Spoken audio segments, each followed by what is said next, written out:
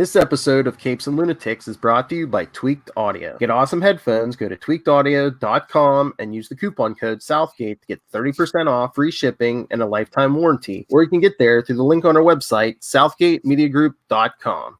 This is Luca Perich, and you're listening to the Capes and Lunatics podcast. Recording has started. Hello and welcome once again, dear listeners, to Super Connectivity, the only show that connects all of the things you love in genre fiction superbly. I'm your host, Charlie the Professor Esser, and with me, as always, is the blue-eyed bomber from the Burg of Pits. Hello, Phil Perich. That's the guy. Hey, Philip, welcome back to a comics-heavy episode of Super Connectivity, because we had a lot of Marvel comics here this week. Oh, yeah. And we're going to get to those in a minute. One thing I do want to talk about first and foremost, U.S. Agent. Yes. U.S. Agent is coming back, and irony of ironies, he's being replaced by the government because he's just not up to U.S. Agent standards. I just wonder if it's going to be one of those things. You know, it's like a 5-issue miniseries. So I wonder if it's like, you know, he gets replaced in 2, he fights him at 3, 4, and then by 5 he's back. I don't know, because I don't know. Maybe he's going to maybe he'll put on his old Super Patriot costume. Oh, maybe. Maybe that's the end of it. It's like he's like, no, I'm not going to be the super. You know, I'm not U.S. Agent. I'm my own man. I'm the Super Patriot. You know, I still believe in my Reagan's America.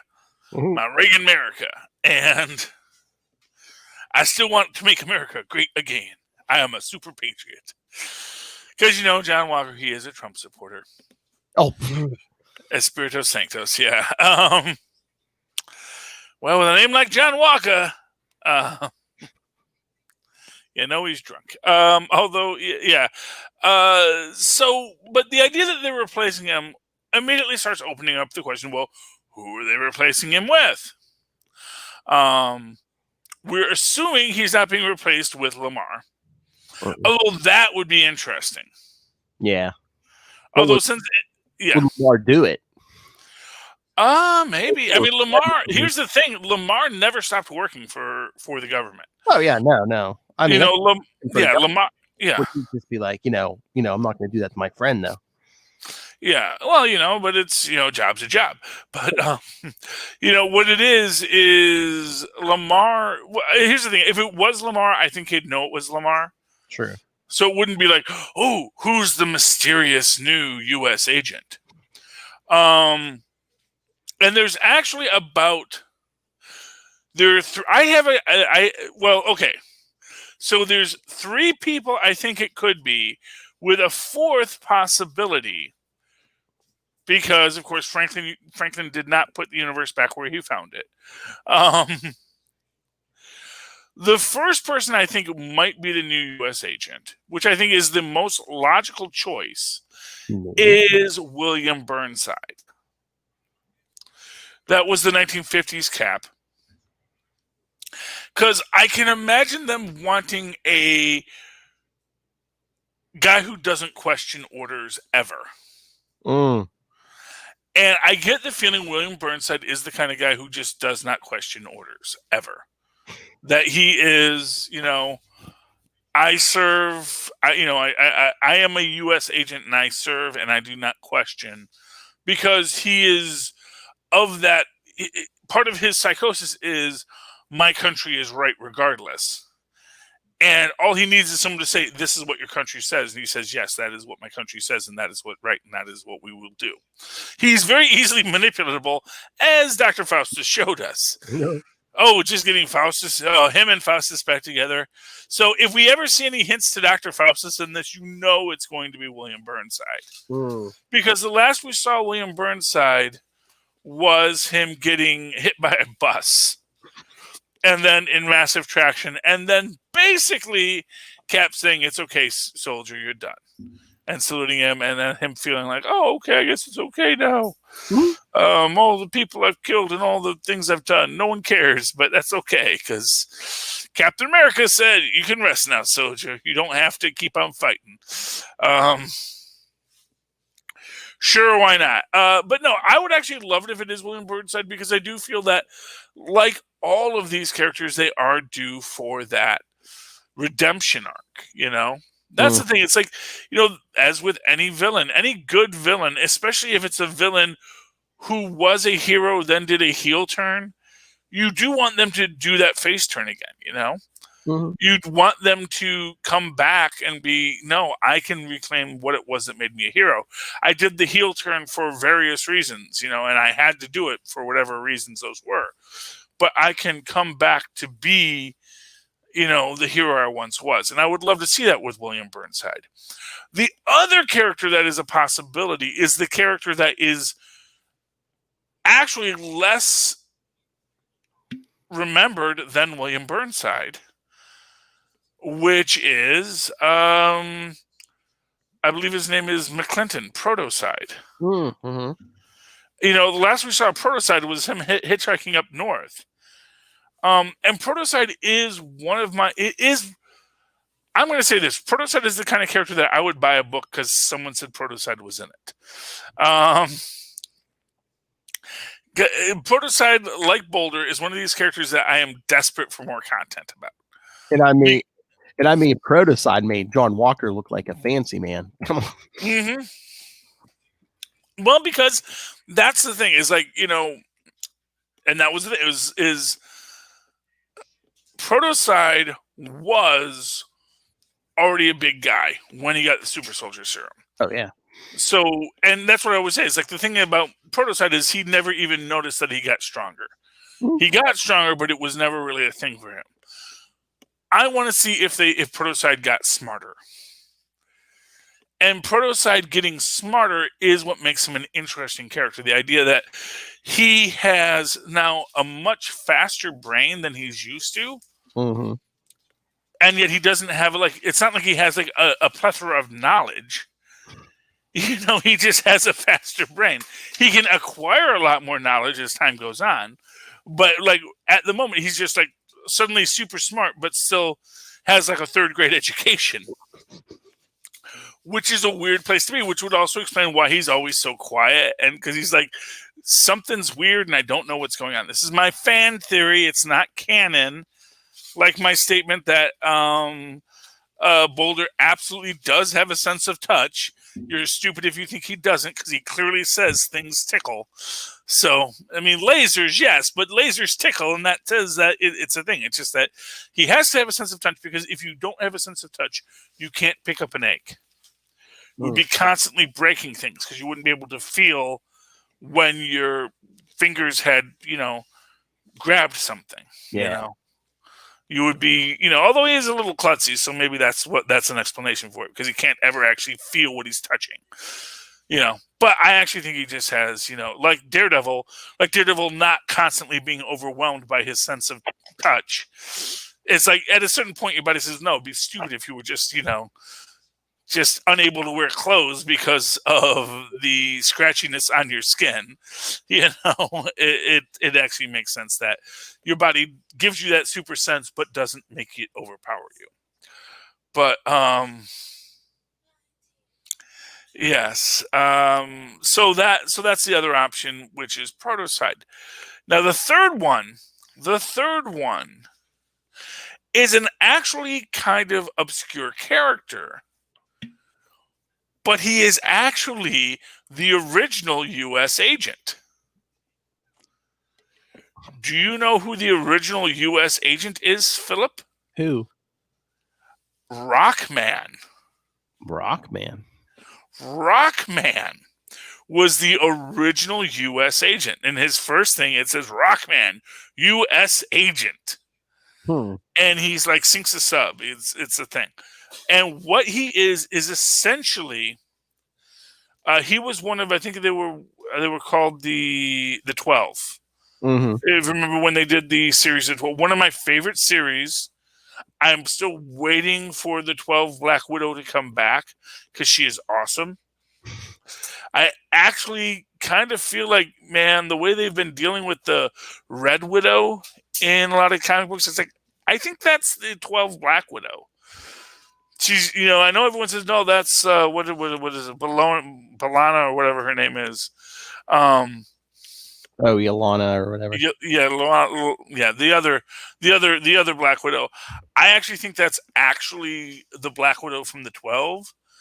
Because, she seems way more than just a super spy. She seems like, no, I've made a deal with the devil and I can burn you with hellfire if I so desire. So you better be afraid of me. That's my feeling on the Red Widow.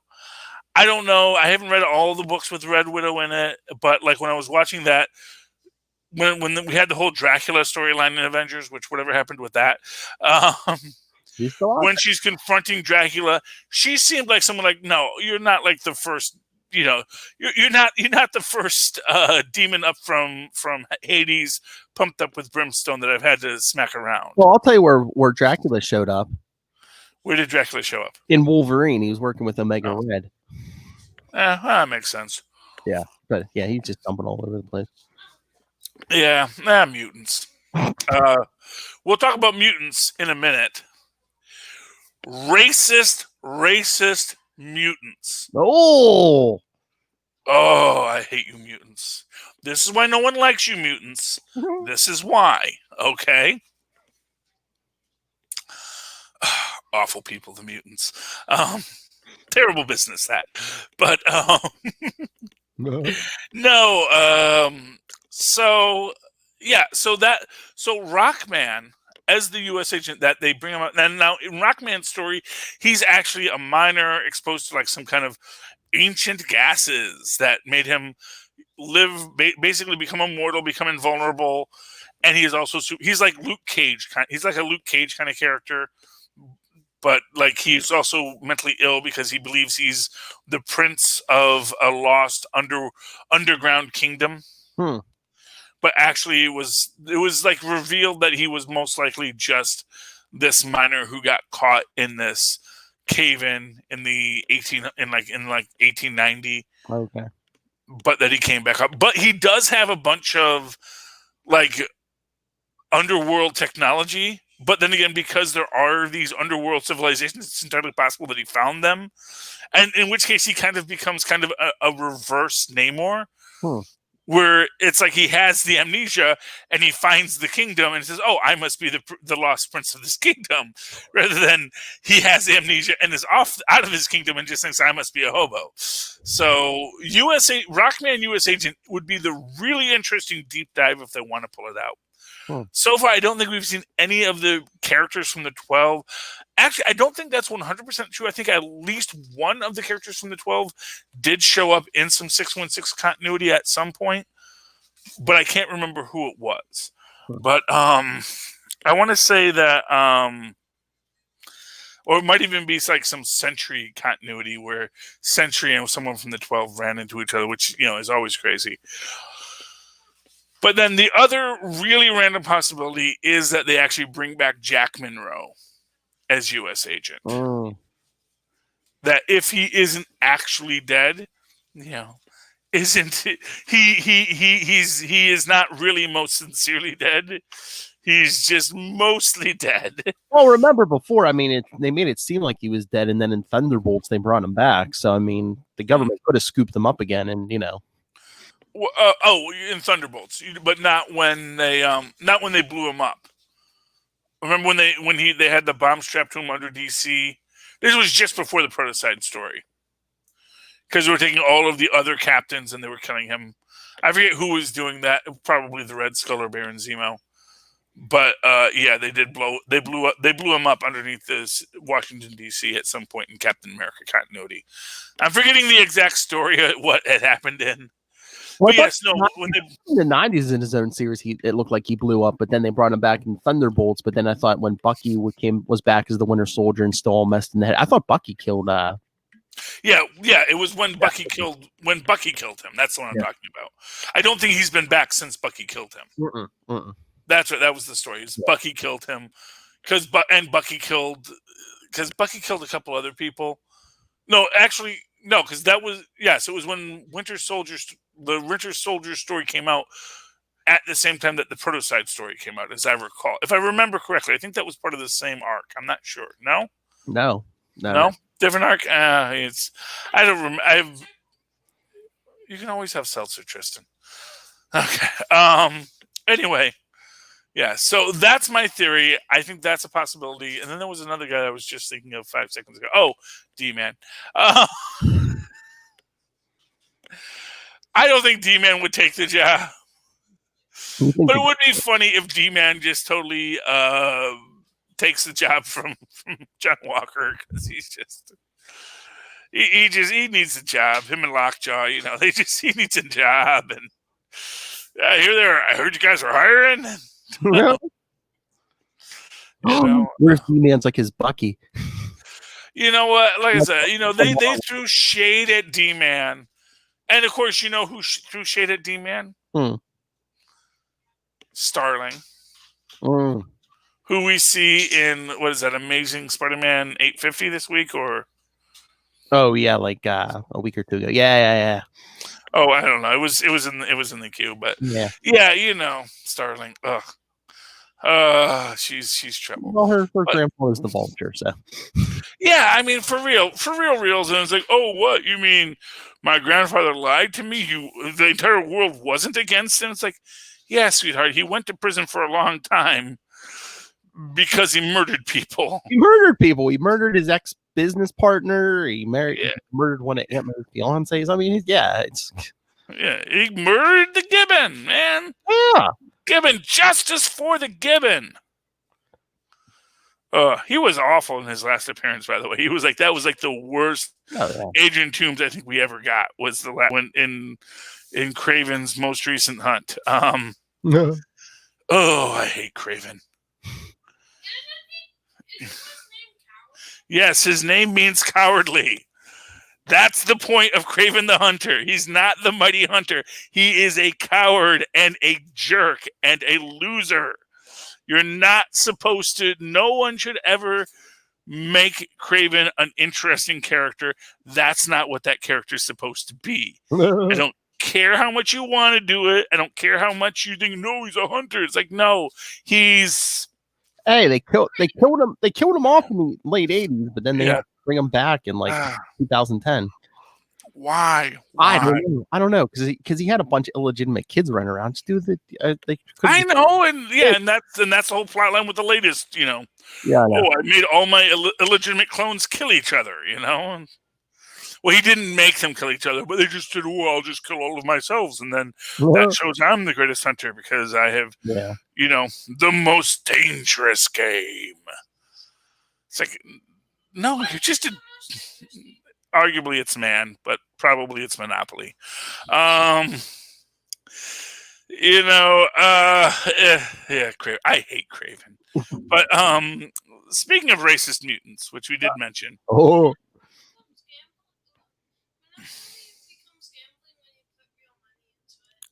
I mean, arguably, yes, but you would need a lot of money to play Monopoly with real money. Because I think it's because everyone starts out with $15,000, and that's a whole thing me and Maz gets into. If you listen to our boys podcast on Full Stream Ahead, we talk about Monopoly and the flaws in the basic economic structure of it, and I know I said because you don't start out your life with $1,500, that everyone starts out at the same place. But right now we're talking about Fantasy 425. I got the Scotty Young variant. Ooh. Where he says, I ain't doing this for free no more. No. He's like, yeah, you guys always want to do that Fantastic Four title cover, but Giganto. Not a character's named Giganto. Don't want to do it anymore. Anyway, so Pan-Dimensional Superman being controlled by what is clearly, the Maker. They don't call him that, but it's like, oh, the Helmsman is clearly the Maker, unless he's like one of those Morlon guys. I don't know. They're looking for the thing. There's a MacGuffin. There's a MacGuffin to be found, and Superman has to find it. And he's so powerful, that what? Yes, I do. I do know the Teenage Mutant Ninja Turtles. I don't even have to remember them. They're still an active franchise. Yeah, I remember the Teenage Mutant Ninja Turtles, Tristan. Anyway, we get some nice domesticity with Ben, Alicia, and the new kids. And the squirrel one is already, just changing her shape to be whatever it needs to be. And they decide to homeschool them. Which, to be fair, Ben says, is that maybe not our best idea? Yeah. Because if we do that, then we are effectively, locking them into this life, and maybe they need some normalcy. But of course, the counter argument is they're not normal children. So what is that? They leave Valeria behind when they go to deal with Quantum Superman. Yada, yada, yada. And this is the sad part, is we have Franklin use the last of his power, and he'll never have his superpowers again. Yeah, because he had this thing on the ropes. The thing even says, this was the only challenge to me, and now it's yeah. But it's this. It's like, as I said, this is a psychological block. And his father never lost his powers away before, and he's never gotten them back. I know. Well, no, but it's like every time Ben Grimm becomes human again, and there's always, and I can never. He turns back to the thing, and I can never be Ben Grimm again, because it's and Ben gets sad too, because that, to me, it's like the whole MacGuffin plot line. It's like, oh, it's the MacGuffin. Oh, it wasn't actually the MacGuffin we wanted. We killed these people for no reason. And Valeria saves the day with super science because she uses a fixed point in space-time. and Doom is like, you've had this for a decade and you haven't solved all the mysteries of the universe yet? It's like, no, dude, I didn't. But maybe in the next 38 minutes we can figure it out. Doom is such a... I am telling you, if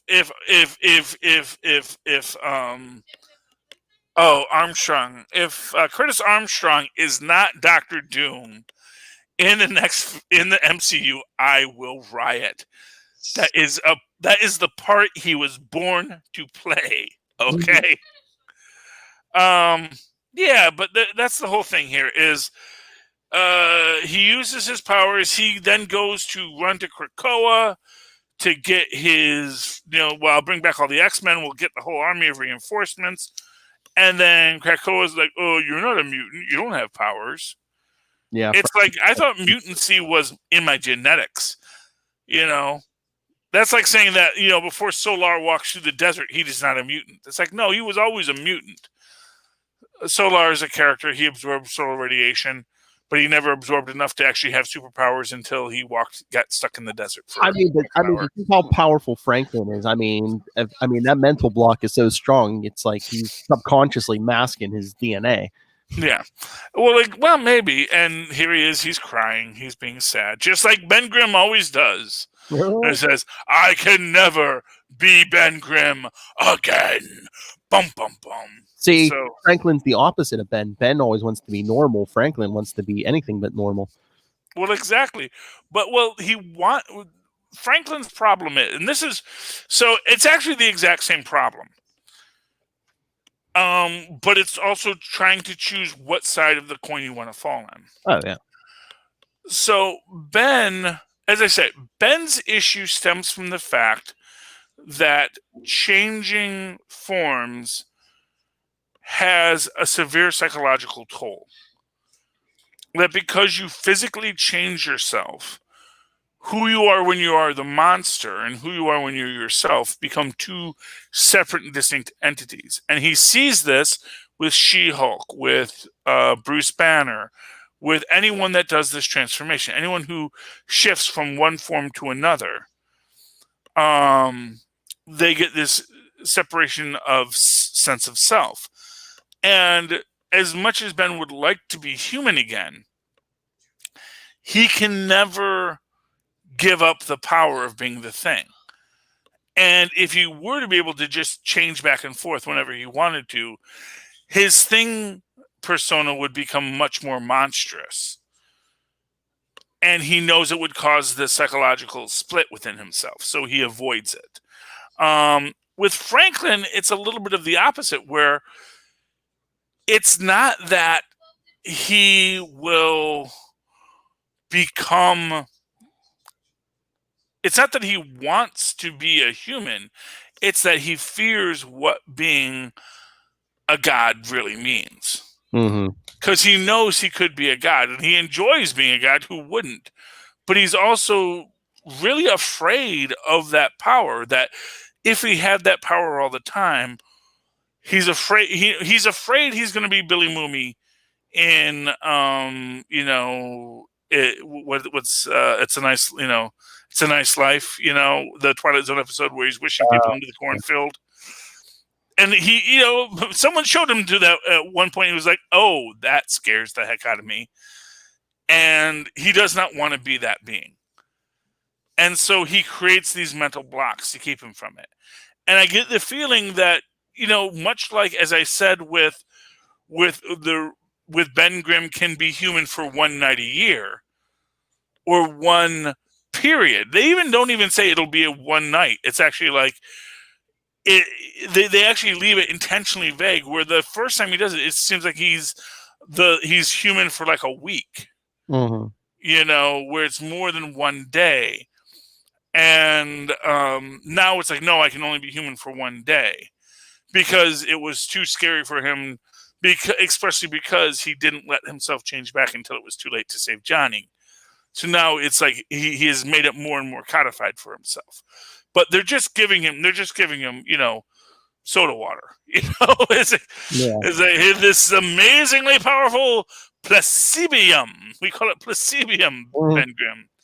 And that's what gets him to transform. And they're going to need to find a placibium for Franklin Richards in order for him to become that superhero. Or he's just going to have to mature and understand how it is. But I hate the fact that when he goes there, Krakoa won't bring him through again. And, he is exactly the kind of character that needs this kind of help. We got our backup story this week, following up on The Unseen and The Watcher. Yep. And that's fun, of course. The Unseen catches the Watcher up. The Watcher realizes, things are kind of messed up. This is not the way things are supposed to be.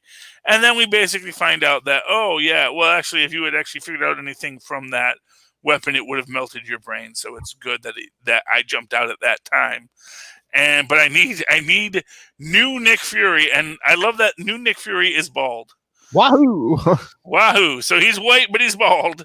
Well, as The Unseen, wasn't he bald? So unless he's going to grow his hair back or something. Well, I mean, he might, but it's just an interesting. Basically, now he looks like the white Sam Jackson. Yeah, he looks like the white Sam Jackson, exactly. So that's interesting. But definitely these are clearly the Watcher's weapons when the Watchers first went out and gave nuclear technology to people. And wow, you blew yourselves up within a generation. And they're like, yes, you lousy Watchers. Why'd you do that to us? It's like, oop, our bad. Mulligan. And that's when they vowed to never interfere again, except now they're interfering all the time. And they always did, because, they're the freaking Watchers. And what's the point of watching if you don't interfere? And Willie Lumpkin is still alive. So there he is on the letters page. He is the moderator of the forum. So, follow the rules or Willie Lumpkin's going to kick you out. Okay. What next book do you want to talk, Phil? I don't know. You want to talk some Iron Man? I got him. Yeah. Iron Man #2, where we see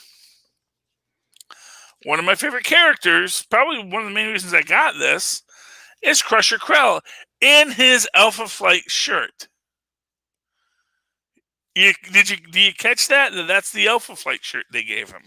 He's still with Alpha Flight. He's still a hero. And we see that in this, where he is like, hey, man, I don't want to fight you, Tony. I just need to get back to my wife, Yeah. I miss my wife. I want to go home. Yeah. And, this leads to basically he unmasks Arcade is the ref, and yada, yada, yada, which leads to this great breakdown of Tony Stark's midlife crisis. Or third life crisis, I guess is what we should really call this. With Hellcat. And, why does, Tony Stark is basically trying to kill himself, or because he wants to die a hero, because if he dies a hero, then everything's made good. And, basically breaks several bones to burst through this thing, which a character by the name of Cardiac, which, again, one of these weird things, like, where did Cardiac even get adamantium, vibranium, steel shell to trap these people in? How did they get trapped in this shell? I think there's questions. That's all I'm saying. Yeah, Cardiac was never like... Yeah, but maybe that's what ties into Cardiac. Killed people. Cardiac was like against like the healthcare system and would like destroy stuff and like ruin people's businesses, but he wasn't like the killer. Yeah. But we do see, because the start of this deals with Korvac and the Hive, which I think, if you recall, Korvac was central to the what we saw in what was that? It was the Marvel 1000 book, Marvel Comics 1000. Yeah, so that's that, and he is apparently going to be behind what's making Unicorn go nuts. So that's a thing. What did you think of this book, Philip?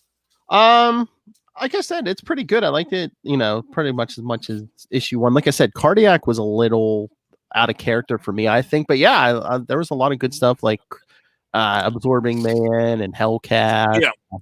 Yeah, Absorbing Man and Hellcat, to me, are the highlights of this book. Yeah. Because we also get to see that, what I say with Absorbing Man, he's like absorbing not being a jerk. It's like, I'm just trying to get through my life. Mm-hmm. I was a bad guy, and I had a bad life, and now I'm trying to be a good guy, and I'm with Canadians now. And I'm absorbing all that Canadian nice, eh? He's like, oh my gosh, I'm surrounded by Canadians all the time now. And so I'm just absorbing all that Canadianness, eh? And oh man, I'm sorry, Tony, I don't want to punch you, eh? But I want to get back to my wife, okay? So let's just get some poutine and call it a day. Have some beer and poutine, and we'll go home. So clearly everyone has bought onto my theory about that. Yes, but that is Iron Man. Oh, I like it putting up the covers, and that's our everyone's doing the Alex Ross. I mean, is that Alex Ross or is that someone else? I believe that is an Alex Ross. Yeah. Yeah, Alex Ross just it's the guy's job. It's like, oh, you need a cool cover, cool. I'm waiting for the Rick and Morty Alex Ross cover. Oh my! It's coming. It's coming. By the way, I do want to do a shout out for Werewolf by Night. Really a great book. Basically, this is written by a guy named Taboo. I don't know. It's obviously he's a musician. Yeah. And B. Earl. I don't know who they are, but good for them. And they wrote a good book. Honestly. And obviously, hey, gee, Philip. Huh.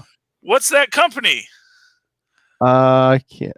The Life Corporation? Life Foundation. Yeah. Oh. The Life Foundation. Yeah, the Life Foundation has Life Pharmaceuticals has a little place there on the res, and our hero works there as a janitor, and we see that he actually has this problem where he is a werewolf by night. It's not his like preferred thing. He didn't get bit, but he just becomes a werewolf by night, and it's interesting because apparently his father was a werewolf by night too. And things happen with that, but now he's just sort of like working through it, and there's a whole thing with why didn't my parents ever write a book about this? And his grandmother says, well, maybe you should write a book about this for the next person. Reason I got this book because I did not even know he was going to be in this, but here he is. There is Red Wolf, our character from the 1890s Marvel Universe, the Red Wolf the sheriff who got transported to the future, and even makes this comment like, yeah, I remember riding this on a quarter horse and all this kind of stuff. And he is so adjusted. See, he wears pants. No. I want him to meet Conan, and it's just like, Conan, just put on a pair of pants. It's like, well, no one else around me is wearing pants. They're all wearing tights. But you see, I mean, I'm supposed to wear pants, but Red Wolf is in this. He's a U.S. Marshal. He's got this little redhead partner, which she also is very judgmental about Red Wolf's like eating habits. Apparently, he eats things. They're apparently working with Cradle as a fun thing, because here we got this super brain who's going to take over all the computers, and they're like, no, kid, we're going to associate you with someone who can help you. He's like, who can help me? I am the super geniusy character. It's like, yeah, okay, kid. Okay, kid, yeah, we'll find someone to help you and help you learn to use your powers for good instead of evil. And actually, no, I'm sorry, it's not Red Wolf's girlfriend or Red Wolf's partner. It's actually our hero's girlfriend is the one who's like all upset about all the chemicals in food. But it's great. We get their little family life here. He's raised by his grandma because his dad is in jail. His dad apparently is also a werewolf, which raises this question, like, dude, there's a werewolf in jail? Well, he's probably in some kind of superhero jail. But I wonder if that's going to be a tie back to the 1970s Red Wolf character who could turn into a wolf. So I'm wondering, our hero gets asked to help clean up an accident on one of the levels where the hazmat guys are cleaning it up, and he's like using all his super senses to realize, yeah, there's something bioorganic here. Symbiotes. They eventually, break out because they're bringing in more test subjects, find out they're doing human experimentation, and then the end of it, we meet the Cyber Wolves. I don't remember what these guys are from, but I recognize them. They're very 90s, and I can't wait to see what else we do with the Cyber Wolves. Those are a thing, right? Cyber Wolves? That's like this isn't their first appearance. I know this. I look at them and I was like, oh, I've seen these guys before. I have no idea where I saw them, but I know they existed before this, or I just fell into a different dimension again. No, that does sound familiar. Exactly. It's like I didn't make this up. So they'll be back next month, but I'm really excited about Werewolf by Night. It's a fun series. Okay, I got 3 left. Maestro, Juggernaut, and Winter Soldier, and then, of course, Daredevil, which I know you have. Yes. What do you want to talk about next, Philip? Here, let's get to Daredevil. I'm chomping at the Let's get to Daredevil. Okay, yeah, this was nice. What do you want to take the lead on it? Yeah, sure. I mean, I liked it. I like Wilson Fisk in it. Oh yeah. I like that this is a great Fisk story where he's like, oh yeah, I've got to deal with. It's like, look, I want you guys to just settle this amongst yourselves, but I understand you can't because you're children, and I hate that. But I'm going to put someone in charge, and he puts Libridus in charge. And then, of course, Daredevil shows up. But prior to this, we get Daredevil's meeting with Foggy and the new lawyer, who is apparently one of Matt's exes. Well, yeah. See, they were dating when when the Purple Children wiped his identity from the world. So he kind of broke up with her after that. Yeah, and as Foggy points out, it's like, Matt, quit acting like you're doing. I have to protect you. You had to protect your ability to swing as a superhero at night. Exactly. It's like nothing about this is anything other than you. This is something you want to do, and you're making a conscious choice to do it. And okay, we accept that as part of your lifestyle, but don't act like you. And Elektra calls him out about this too. It's like all you want to do is say, poor pitiful me that I have to make these sacrifices, and it's a choice you're making. And for what it's worth, even in this moment, when he wants to make the impressive attack against the mob, he needs Spider-Man. He needs someone with real superpowers to show up. That is funny, yeah, because Kingpin and all the mobsters are meeting, I guess, in a bank vault, and all of a sudden the vault door just comes flying in, and later on you find out it's like, Spider-Man ripped it off and threw it. Yeah, because he's got radioactive blood, man. Yeah. Because first Daredevil's just standing there looking all tough, but then he's like, was it Kingpin who's like, yeah, you're going to jail soon. We're gonna have to worry about you, and and Daredevil's even like, yeah, well, guess what? Even if I'm in jail, we're gonna have to worry about this guy, and points to Spider-Man. Yeah, well, and it's fair enough because they will still have to worry about Spider-Man. Yeah. And he says, I was trying to look menacing. Did I look menacing? Yeah. It's like, when you don't talk, yes, you're very menacing, Spider-Man. But, like that, yeah. As soon as you open your mouth, everyone knows you. It's like, oh man, I love freaking Hammerhead having his head hammered by Kingpin. That was like, she shot you in the head. Your stupid metal head. Yeah, you survived. Yeah, you're fine. Okay, we all know your head. That's your whole thing. That's your gimmick. You got a metal head. You and your ludicrous metal skull survived. Yes. It is kind of silly to have a metal head. I mean, I guess it's good. His head is survived, although you got to imagine his brain sloshing around hitting against the metal isn't helpful either. No. Although maybe there's like some kind of, if it's adamantium with a vibranium mix, then it's got like that shock absorbing quality to it. So, I don't know. I mean, in some stories, like back in the day, sometimes he thought he was a 1930s gangster, so maybe that brain is sloshing around in there. Yeah, Hammerhead. It's every so often the wires connect differently, I guess. But he's like Solomon Grundy. He comes back and sometimes he's smart.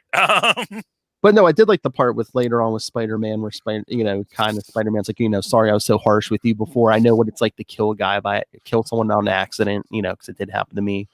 Yeah. And that was a nice moment for them to share. The entire plot line's a little weird, I'll be honest with you. But it just gets weirder at the end, Philip. Oh, yeah. Because the real big reveal is that, this new lawyer says, I understand that, we've got to defend Daredevil, but goodness, where's Matt's the best lawyer. Why isn't he here? So the next morning, I guess, Daredevil goes to the office, and who's sitting there? Foggy, Kirsten, and Matt Murdock. Yes. Now the question is, we all assume this is Mike Murdock. Oh yeah. Yeah. Now does Foggy know Mike Murdock exists in this universe? I would assume. I'm trying to remember back to the last time we saw Mike Murdock, which was in that One More Day story, which was I would cool. assume if nothing else, Matt told him because Foggy's Foggy's the only one who knows Matt's Daredevil, so I would assume Matt told him about Mike. Just so he's like, if I show up acting weird, it might not be me, it might be my brother, Yeah, but what's weird about that? It's just this idea that obviously Mike Murdock isn't a lawyer. Mike Murdock is not going to be Matt Murdock, so I don't know how this solves the problem. Well, I guess either A, would he let Mike put on the Daredevil suit at least temporarily, or two, I'm sure if nothing else, they're going to feed him lines. They're like, okay, this is what you're going to say. I'm sure Foggy can sit there and scribble on a pad and be like, do this. Yeah, exactly. Oh, you can sit there and be pensive. But remember his Matt's former boss in the DA's office, he goes, I'm not doing anything, making any deals until you show me who's under the mask. So he unmasked for the DA. So it's like, was the DA going to be like, wait a minute, that was Matt Murdock under the mask. So how's Matt Murdock sitting there next to Daredevil? Mm-hmm. Yeah, but it's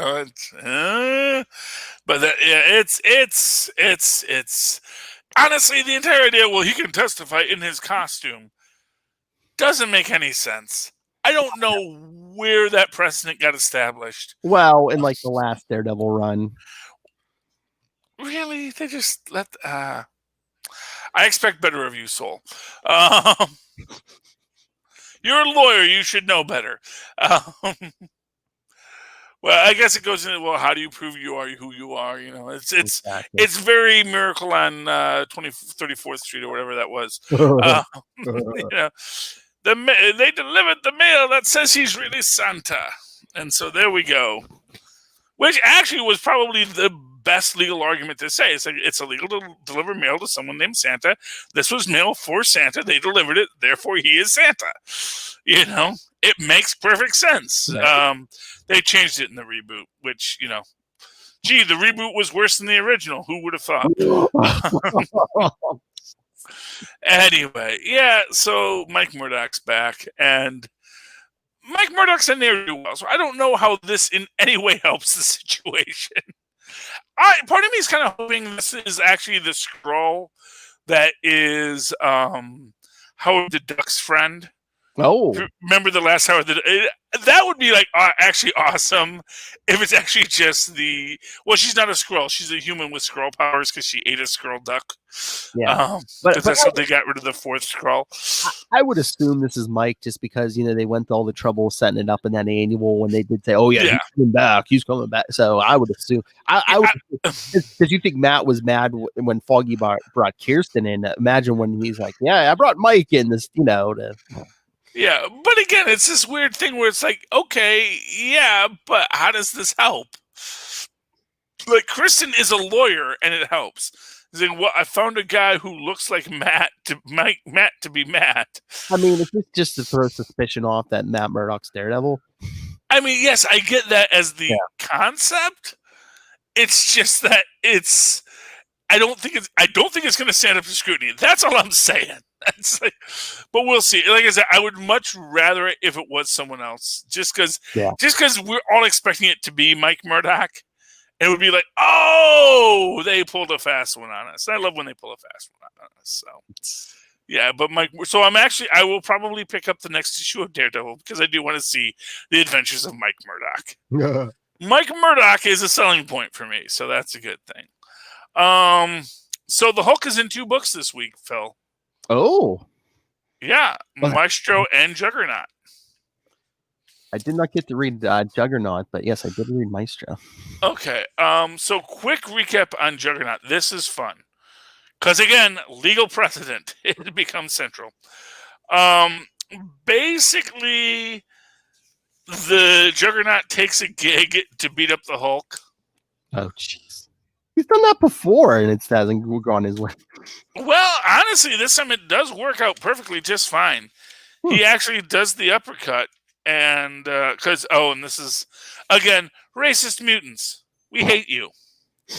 Because this is, at some point, Marco is in his bed, you know, and Charles comes to him as a vision, and da-da-da-da. And he's like, yeah, okay, so you're just calling me to tell me, you know, come on over to Critco and I'll be part of your team and we're going to work this out. We're going to protect the mutants. He's like, no, Kane, you're not a mutant. Ooh. You're not welcome on Krakoa. And it's like, dude, okay, I have been an X-Men. I have helped you guys out. I have tried to be, and freaking Mr. Sinister is on your fudging island. You know, so it's like these are the impossible X-Men. These are plant X-Men. None of it is real. You cannot be friends with Mr. Sinister, who is not a mutant. Exactly. Well, and then say, Franklin Richards, you can't come. And Marco, you can't come. It's like, dude, freaking pedophile Mr. Sinister is here. I don't know if it's canon, but it's canon in my book. I'm sorry. Lots of orphanages. I'm not feeling it, man. There's some Pizzagate stuff going on with that. But yeah, they do have Kane one-shot the Hulk. Because that's a thing now. We can one-shot the Hulk because, I don't know, Green Door stuff, maybe. It just seems like, you know, because the Thing one-shotted him too, you know? Yep. And it's always like, oh yeah, I one-shotted him with my last bit of power. But they do still one-shot the Hulk. And then they actually have the Hulk in a whole thing. Oh yeah, and this is telling him his story, how he gets back to Limbo to get the power of the Cythractic crystal back. But Hulk's under gamma control, and it's basically just a Truth and Reconciliation Commission where all these people are basically coming up to stand in front of the Hulk and tell him the horrible stuff he did. And the Hulk, being just a complete a-hole, says, "It wasn't me, that was the big guy, he's a child," and da-da-da. It's like, no, 6 times out of 10, you were actually just being yourself and a jerk destroying stuff. Don't act like it's not you, and don't act like the big guy isn't you. Oh. Don't, it's like, I hate that concept of, oh, that was the childlike Hulk, and the childlike Hulk isn't responsible if he broke your house. Especially because it's the smart Hulk saying it, which tells me it's the smart Hulk making excuses for why he did things. But then he basically says, but you know who always had control of himself? This guy, the Juggernaut. So every time the Juggernaut broke stuff, it was the Juggernaut doing it, and it was his own thing. And Juggernaut's like, yeah, fair cop. Because he's like being a better person, and he's making amends, and he's saying, yeah, I did that. I did these horrible things, and it's unfortunately something I have to live with.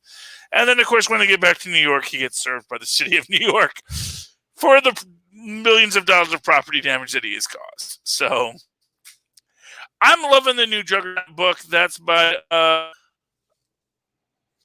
is this who's writing this? I thought that was Fabian Netziez. Oh, okay. Friend of the show. So if we ever get him back on, I'll talk to him about Juggernaut, because I'm loving his take on Juggernaut. Maybe I can talk him into the fact that Cyclops is actually the natural, actually taps into the universe of Juggernaut. He goes, oh, that might be an interesting story to tell.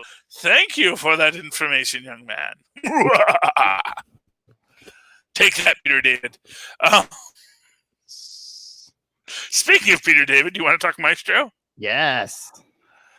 Oh, that was fun. I don't know what to take with Hercules, and I don't know what to take with the Hulk. Again, Hulk is just a jerk. But Hercules and that's the thing, it's like, there's a part of me that's like, it's Hercules, or is Hercules just maintaining reality, Mm-hmm. He is being his typical Greek gaudy self. And, Hulk is just being all emo, because he meets Rick Jones, he's in Professor X's hover chair, which I do love. It's just such a great 90s reference, Professor X's hover, which is also takes up 10 times the space of an actual wheelchair. To the point where, is that really more than just a wheelchair? Because I presume most of the X-Men are accessible. So, I don't know. Is driving a go-kart really that much better? That's all I'm actually saying. He goes to Alchemax. He builds his war dogs. Although this is kind of weird because he goes to the lab rat section and it's filled with humanoid clone cells, which he doesn't use. That's weird to me. It's I said, oh, this is something I can use. Then when we actually get to see what he uses, it's just freaking robot dogs. So that's weird, And he's gonna have his robot dogs go out and conquer the planet, make the world great again. I was like, that sounds stupid. No, we have our life here. We're subsistence farmers. We're okay. We're subsisting. That's literally all we want to do. And then Hercules is going to beat him up. So, we'll see how that goes next. Then we get our little side story with the relics, where apparently in the story, Rick Jones is collecting this is how he's getting all of his pieces, and this is how he gets a Wolverine skeleton. Which, not for nothing, theoretically could grow back into a Wolverine. It just takes time, Is there any organic matter left, though? Well, that's the thing. It's because, again, that was in a Fantastic Four book. That was something that, it wasn't Hickman, it was Millar. That was in Millar's story, where basically he gets burnt down to a skeleton, and then Oh, and that's when you get the reveal that it's actually the power of Gaia that has him regrow. That so long as Gaia is blessing him, then he can grow, and that if ever Gaia loses faith in him, he will be kept a skeleton. But I mean, is Gaia in a bad way? Just because I mean, in this story, basically humanity's nuked the planet. Well, that's the plot line in that story as well. Is that humanity destroyed the planet, yada yada yada, and but Gaia was still around in that universe too, because but it's the twisted Gaia who is mad that humanity was leaving her because she was damaged when they did damage to the biosphere. So anything's possible. I'm just saying. But Maestro was fun. But I mean, Maestro Hulk he's not a likable Hulk. No. If we're gonna be honest with you, he's not a good guy. He's kind of a jerk. And everything about him is just kind of makes you say, "Oh yeah, you're pretty awful, dude." Well, I think I've always thought part of it too is I think he's gone mad. I mean, most of the world's been nuked away. I mean, it's. But the thing about that is but everyone else is maintaining. Yeah, but I mean, even on a good day, Banner was never the most mentally stable guy to begin with. I mean, that's a fair cop. I just don't see that as an excuse. It's like, and here's the thing. Bruce Banner has had so much psychological counseling over the years. At this point, he's malingering. Yeah. It's not so much that he can't get better. It's that he doesn't want to get better. And, I think it's fair to call that out. Oh, yeah. That's just my opinion on it. Falcon Winter Soldier. Coming soon to a Disney Plus account near you. I hope we see the Prodigy in that. Again, I don't know how I feel about Gwenpool, Madam Hydra. It's like Pink Hydra. It's like I kind of get where they're going with it, but it's also kind of feels like a little on the nosy. Yeah, but is that supposed to be for like real world analogies? Like, oh yeah, I work with Nazis, but they're not bad people. We're gonna make the world great again. Well, her argument is not so much. It's that's the thing. It's a different kind of fascism. Yeah. It's a fascism born of Americanism, which arguably can be, which we actually get that whole breakdown with it of the Irish immigrants and all this kind of stuff, and the Jewish German soldier or the Jewish German scientist, yada yada yada. And that it's all these things that make America great. And you can have a hyper patriotism that is based on the mosaic of history. There's even an argument, which I've made. It's a weird psychological argument that Nazism itself is based on a mosaicked culture of Germanic history that they then retrofitted into an ideal of purity that was ridiculous to try and retrofit it on, because actually it was about, there were Romans and the Greeks and all these different groups of people that have passed through, basically stomping, Attila the Hun and the others all ran through Germany at one point, and their genes are in us, and that's what makes us great. So there's actually a quality of Nazism that has a melting pot quality to it if you really want to re-engineer it properly. So I can definitely see, a melting pot Hydra. Or a mosaic Hydra, if you will, because that actually is something else where someone makes a point about the difference between the mosaic and the melting pot in the Werewolf by Night book. And that is an idea that we're getting here with Falcon and Winter Soldier and the Prodigy. But like I said, with her calling her mom, to saying, yes, I'm going to be outed as Madam Hydra and all this kind of stuff. It's a certain banality, and I get maybe it's that banality of evil, but I don't feel like it sells the evil of the banality. Yeah, but I mean, in most of these modern comics anymore, I don't think we ever get like a purely, well, at least in their head, evil villain. All these people are always now like, oh, well, I'm evil, but I'm doing it for the best of intentions. And Yeah, I know. And I will say I love this last panel. Uh, Oh yeah. because it does convey the evil of it. And it is in its own way. It's the evil of millennials is what it is. It is people with no sense of history declaring that they're going to tear it all down and build it better without understanding that, yeah, you're not the first person to say that or do that. And it ends poorly. And again, does this new Supreme Hydra have to be like an attractive woman, just to give it the extra temptation to this kid to be like, oh yeah, hey, follow me. Well, I mean, hey, it works. We can go along that line. It would certainly works. But I think that here's the thing: I never fault superheroes for being attractive. No. If you're fighting for a living, it's like being an actor. It's not like she has a day job. She goes to the gym, so she's probably pretty tight. She's young. I can see her story playing out this way. I guess when you get into that problematic qualities is where it's like, oh. But she's it's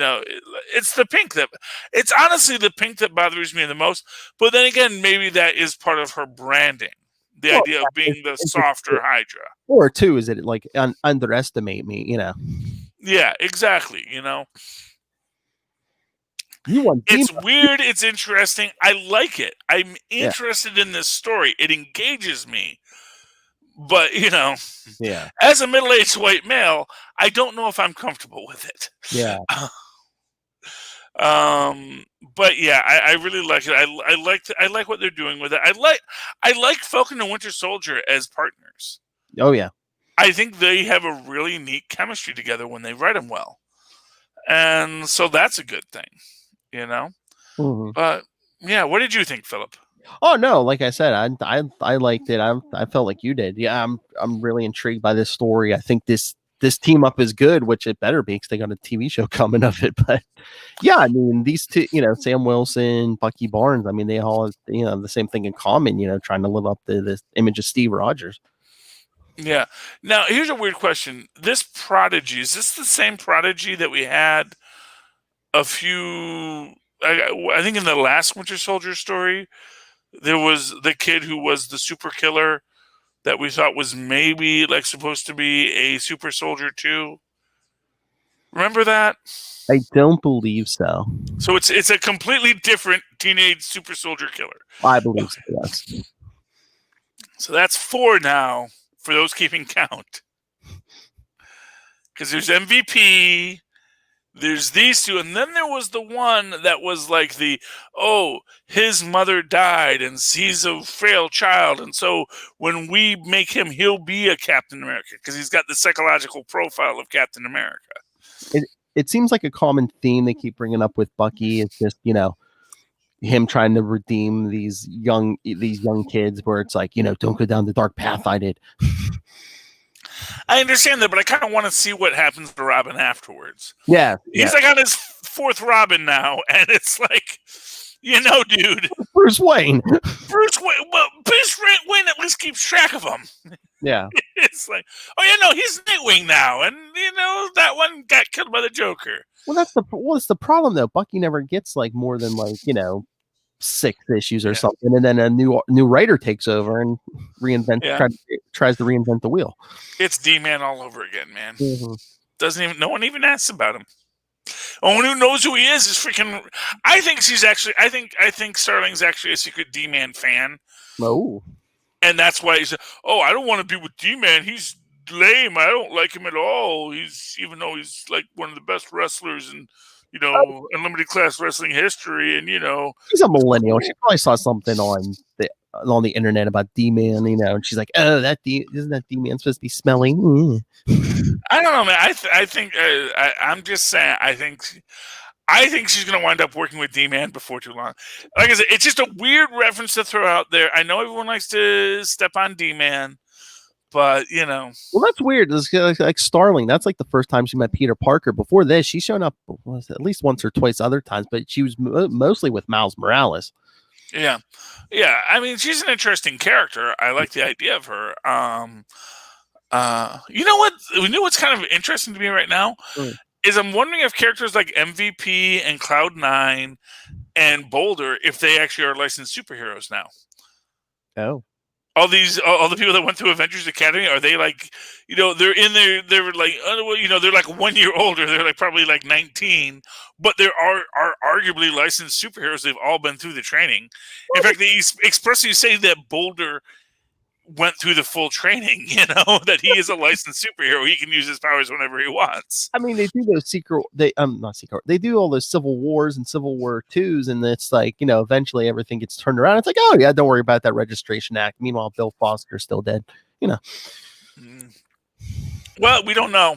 Well, yeah. We don't know where Franklin put him back, Oh, true.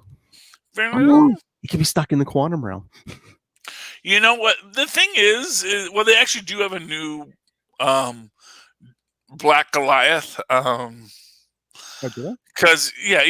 what was it? Bill Foster's nephew, it was Bill Foster's nephew became the new Black Goliath. Because they couldn't have him be Giant Man because there's another guy being Giant Man right now. Yeah. There's the Hispanic gentleman from San Francisco. So is he calling himself Black Goliath? Is Ben Grimm gonna have to sit him? I think he's just calling himself Goliath. I was gonna say, because Ben Grimm have to sit him down too and be like, dude, everyone knows you're black. You can just call yourself Goliath. Yeah, well, hey, it was the 70s, man. It was either that or retrofit a reason why he's, Yeah. Or in the modern age, just what if we got a black guy to play Black Adam? Problem solved. I'm looking forward to the Black Adam film. Egyptian guy, but he, like in the comics and stuff, he looks like almost like a buff Leonard Nimoy. Well, because don't know if you know this, Philip, but back in the 50s, back in there, comic books were very white media. So it was having a black character was kind of a triumph, and like there will be people that will like try to argue that whitewash Jones because they have him as a full member of the Young Commandos. They have like images of him shooting guns at Nazis. That like this is actually really progressive for the time.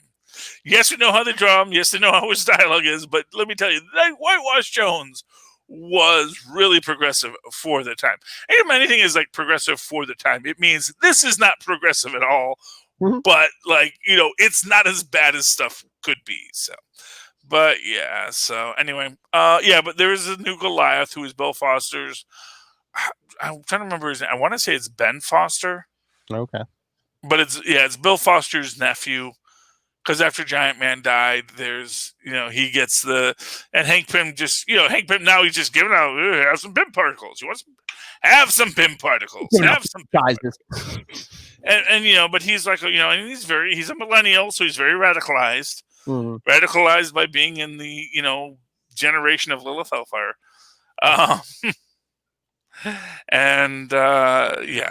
Lilith's still a millennial, isn't she?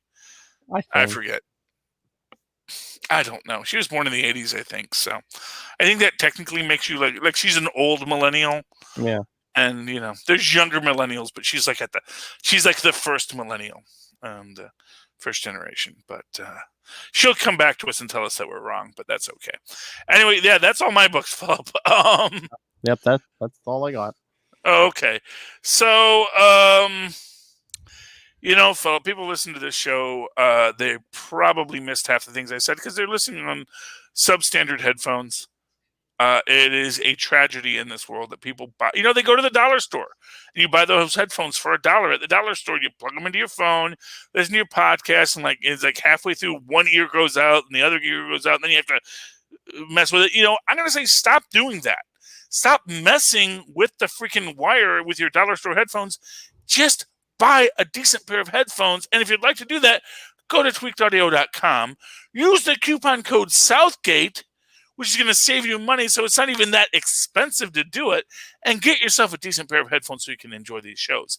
And then take that same coupon code Southgate, go over to hunterkiller.com and just put that in there, because the coupon works there too. It is a eternal coupon that you get to use over at Hunter Killer to get basically, it's a mind puzzle game if you're a smart person. Maybe you're not smart. So if you're not smart, this isn't for you.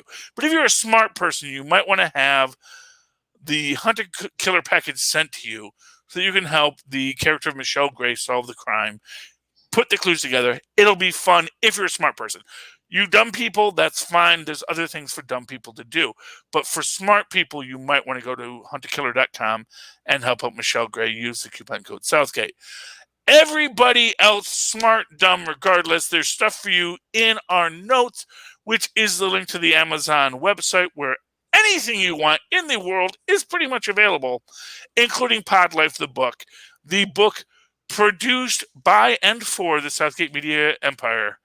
You get to find out from the Southgate Media Group personalities you know and love why they podcast and how they podcast and what they podcast and what it means to be a podcaster in general and what it means to be a podcaster on a very personal level for these people. Because, you know, there are people who say that their lives were literally saved by becoming podcasters. So it's actually a deep and meaningful book. It's worth the read. Go over there. You can get it for either your Kindle or get it in an actual physical hard copy where Maz and Paz once did. And speaking of Maz and Paz and ways that they communicated, Philip, is there a way that people can communicate with you in either an old-fashioned or a newfangled way? Yeah, the easiest ways are to email us, capesandlunatics@gmail.com, or just follow us on social media. You can find links everywhere at all of it. Linktree, linktr.ee/capesandlunatics. And you know what, Philip? You know how our great grandparents used to communicate? By telephone. Oh, yeah. And they can contact us at 614-382-2737. That's 614-382-38-CAPES. Sorry. That's 614-382-2737 or 614-38-CAPES. Yeah. Leave us a voicemail. We would love to hear your thoughts on the air. If you read a book and you want us to know, oh, man, this is a book you guys got to listen to. If you want to pitch it, if you want to talk about it, whatever it is, if you say, I have this crazy fan theory, leave us a message. We'll probably play it on the air because we love you guys. You can also reach out to us at capeslunatic@gmail.com if you'd like to write to us in the old-fashioned email way. And, of course, for myself, if you want to write to me in that old-fashioned email way, do so at superconnectivityblog@gmail.com. That's superconnectivityblog, all one word, @gmail.com. And, of course, follow us on the Twitter. Well, follow me on the Twitter at Charlie Esser. That's CharlieEsser. Look for the 2 E's in the middle. For what, Maz? For quality. Bing! Thank you, Maz. All right, ladies and gentlemen, thank you for connecting with us once again this week. Please come back again next week to super connect with us again. Good night.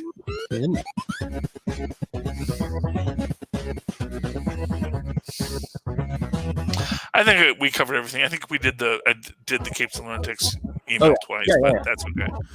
Sorry about that. Okay. It's been a show, Phil. It's been a show. Right.